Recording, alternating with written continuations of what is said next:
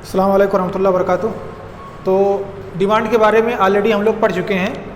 आज हम शुरू करेंगे अर्ज़, सप्लाई, यानी मार्केट में जो चीज़ें भेजी जाती हैं वो कैसे काम करती हैं, उसको कैसे डील किया जाता है, उस पर क्या इफ़ेक्ट पड़ता है मार्केट का, इसके बारे में हम पढ़ने की कोशिश करेंगे।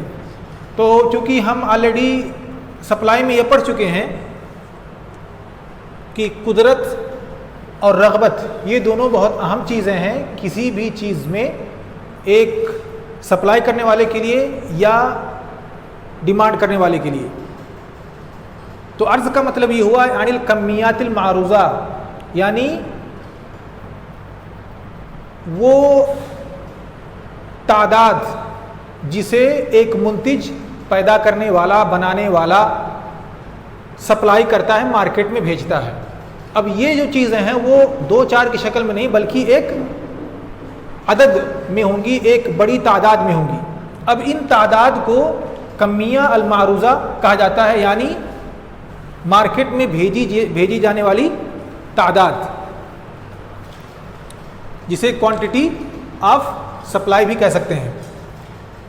और उसकी रग़बत भी रखता हो, एक मुंतिज जो है, जो पैदा करने वाला है, बनाने वाला है, उसकी रग़बत भी उसके पास हो, उसकी तमन्ना हो कि वो चीज़ बना के मार्केट में भेजे, और दूसरी चीज़ उस पर कादिर भी हो, उसके पास पैसा भी हो, उसके पास वसाइल इंताज भी हों, जो चीज़ें जिन चीज़ों को वो पैदा करने में, बनाने में इस्तेमाल करता है, वो सारी चीज़ें उसके पास मौजूद हों, उस पर वो कादिर हो।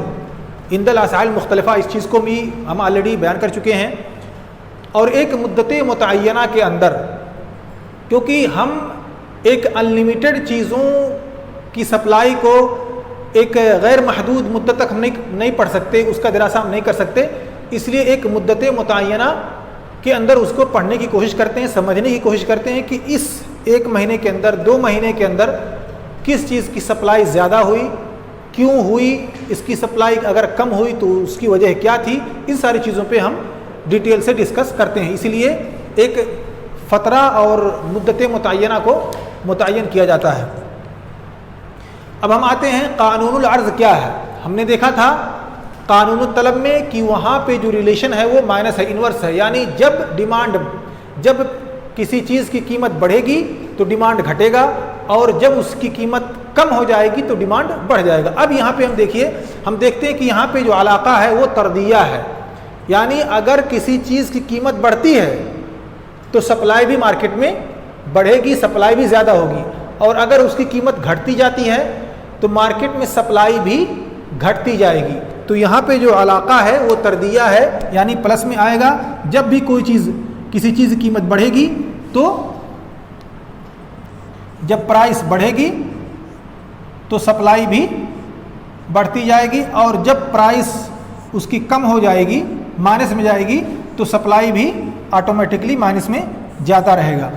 तो ये असल कानून है, इसीलिए कहा गया अलाक़ा बैन अस्सैर वल कम्मियातिल मारूज़ा अलाक़ा तरदिया, यानी अगर प्लस में है तो प्लस में जाएगा, अगर माइनस है तो माइनस में जाएगा। अब हम इसको एक मिसाल से समझने की कोशिश करते हैं।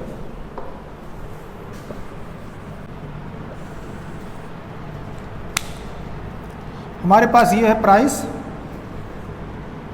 और यह है क्वांटिटी ऑफ सप्लाई। अगर प्राइस 2 है तो मसलन सप्लाई वो 5 है।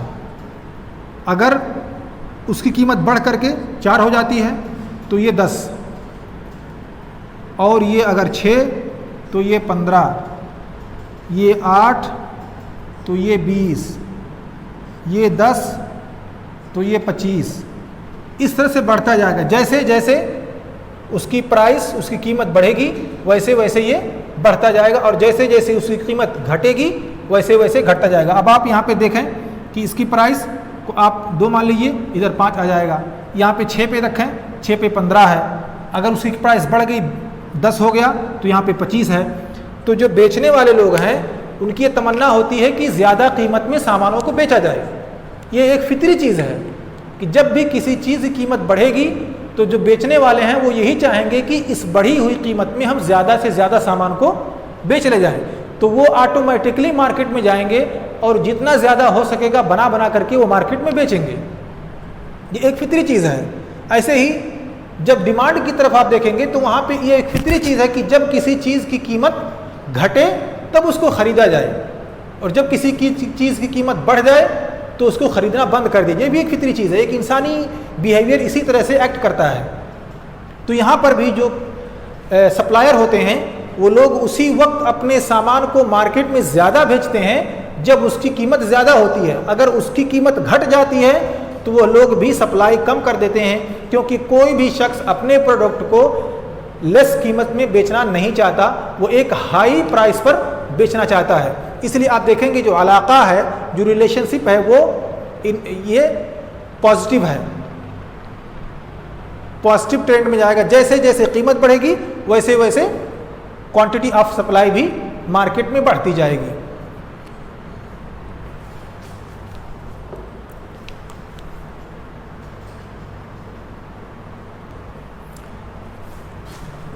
तो आइए अब इसे हम डायग्राम से समझने की भी कोशिश करते हैं। इस डायग्राम में आप देखिए यहाँ पे 0 प्राइस है।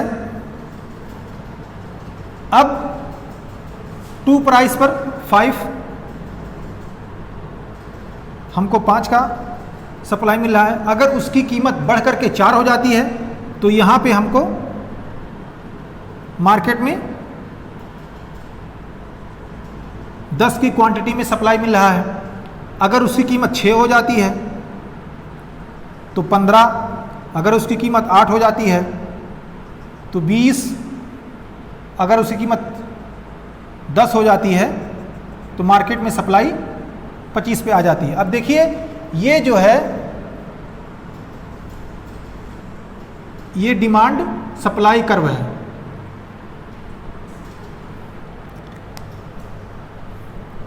हमने देखा था कि डिमांड जो कर्व था वो माइनस में था, यानी उसका जो रिलेशन माइनस में, वो उसकी शक्ल जो थी वो इस टाइप की थी।